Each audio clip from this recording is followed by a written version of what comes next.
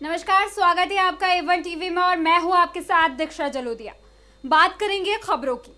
मंडला विधानसभा क्षेत्र में कांग्रेस पार्टी ने अपना चेहरा बदलकर प्रत्याशी डॉक्टर अशोक मरकोले को मैदान में उतारा है। उन्होंने आज नैनपुर नगर से कांग्रेस कार्यालय का शुभारंभ किया। इसके बाद अशोक मरकोले ने बैंड बाजों के साथ नैनपुर नगर में जनसंपर्क करने निकले और जनता से अपना आशीर्वाद लेने के लिए विनम्र आग्रह किया।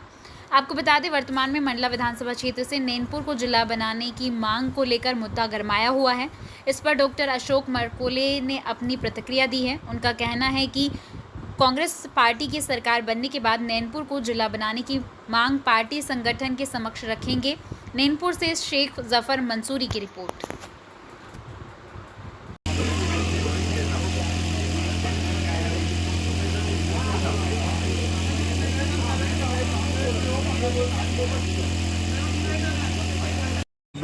पूर्व में आप निवात विधानसभा क्षेत्र से चुनाव लड़े हैं। अभी आपको जो है मंडला विधानसभा क्षेत्र की दावेदारी सौंपी गई है। आप यहाँ पर आए हैं, किस प्रकार का आपका भी सर्वे चल रहा है? आज आपके द्वारा ये उद्घाटन किया गया है। प्रथम दिवस आपका पहला कैसे रहा?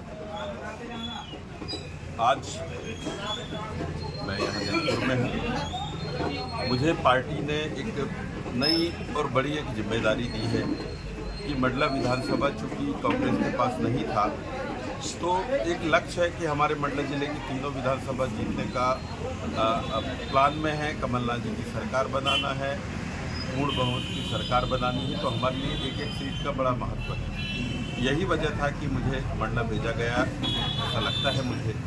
अब यहाँ आने के बाद में जब आज नैनपुर, वैसे तो मैं और भी आया हूँ, आज एक औपचारिक रूप से हमारा कार्यालय का यहाँ पर ओपनिंग हुआ है।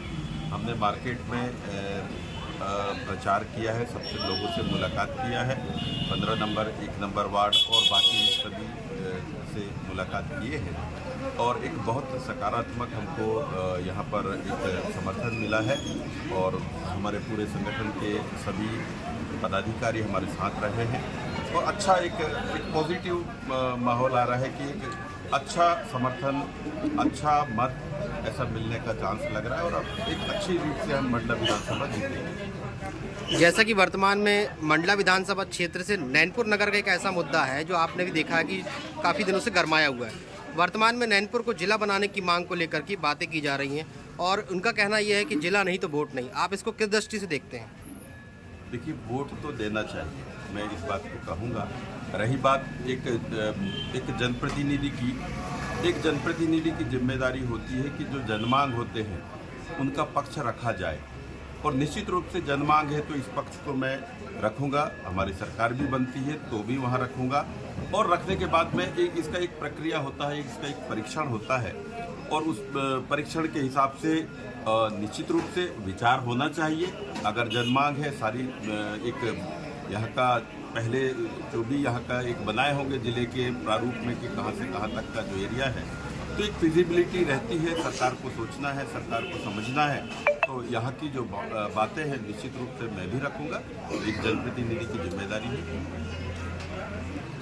जैसा कि पूर्व सरकार ने और उनके विधायकों ने, राज्यसभा सांसदों ने यहाँ पर घोषणाएं की, केंद्रीय विद्यालय हो, चाहे वो ब्रॉडगेज को लेकर के हो या अन्य किसी प्रकार के जो विभागीय कार्य हैं उनके लिए, लेकिन आज तक सिर्फ घोषणाओं में ही तब्दील होता रहा, खासकर यहाँ का केंद्रीय विद्यालय। आप इसके लिए नैनपुर के लिए क्या प्रयास करेंगे? देखिए, पिछले सरकार की बात करें तो घोषणावीर की सरकार खुद मुख्यमंत्री 20-22 हज़ार घोषणाएं कर चुके हैं। बीजेपी के नेताओं के बारे में कहा जाता है जेब में नारियल लेके चलते हैं, किसी ने कुछ बोला और निकाला और फोड़ दिया, उसके बाद भूल जाते हैं। नैनपुर नगर की बात करें, आपने जो चाहे केंद्रीय विद्यालय की बात कर रहे हैं, चाहे आप ब्रॉडगेज की बात कर लें या अन्य विषयों की बात कर लें, इनसे अलग हटके भी मैं एक बात कहूँगा कि कभी भी बीजेपी के नेताओं को बहुत बड़ी बड़ी नेतागिरी करते हुए आपने देखा होगा, लेकिन जनता के हक की लड़ाई के लिए कभी वो मैदान में उतरे हैं क्या? नहीं उतरे हैं, ना उतरेंगे, क्योंकि ये तो जिस चीज़ में इनका कमीशन रहता है उस चीज़ के लिए वो आगे आते हैं। तो ये हर बार की तरह है ये इनके नेता ने भी यही करके पीछे किया है मंडला जिले को, और इनके प्रतिनिधियों ने भी मंडला जिले को पीछे किया है। मैं व्यक्तिगत रूप से मेरा काम करने का तरीका दूसरा है। जनता के बीच में जनता का समर्थन लेके हम लोग काम करने के पक्षधर है, और यहाँ की लड़ाइयाँ, यहाँ की ज़रूरतों को आपके समर्थन के साथ में हम, चाहे वो भोपाल हो चाहे दिल्ली हो, यहाँ तक की लड़ाई लड़ेंगे और यहाँ का जो वाजिब है उसको दिलवा के रहेंगे। जिस प्रकार से आप निवास विधायक रहते हुए नैनपुर को आपने हमेशा महत्व दिया है, तो क्या मंडला विधायक बनने के बाद में और आपकी सरकार बनने के बाद में आप प्रॉपर नैनपुर के लिए आप क्या नैनपुर के लिए कर सकते हैं?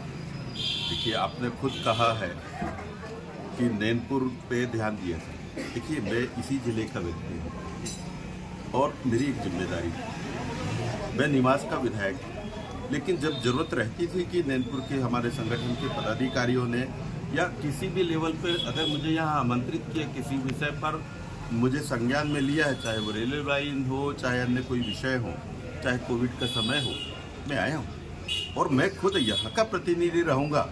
ये तो मेरी जिम्मेदारी होगी, मेरी रिस्पॉन्सिबिलिटी होगी कि यहाँ की आवश्यकताओं के लिए मैं लड़ूँ। और ये कोई कहने करने की बात नहीं, ये तो रिस्पॉन्सिबिलिटी है। जितनी रिस्पॉन्सिबिलिटी मैं निभाऊंगा उतना मेरे पास में जन समर्थन रहेगा। मुझे एक ही बार चुनाव थोड़ी ना लड़ना है, इसके आगे भी अगर समर्थन रहा, मैंने अच्छा काम किया, तो यहाँ की जनता मुझे सरापों पे उठाएगी। ये तो एक बार के बाद में दूसरी बार फिर चुनाव होते हैं, वो रिजल्ट सीधे मिलेगा। तो मैं कह रहा हूँ कि मेरी जिम्मेदारी मैं भरपूर निभाऊंगा। मेरे काम करने के तरीके में मैं आपको बताना चाहूँगा, जनता का समर्थन लेके काम करने के पक्षधर हूँ।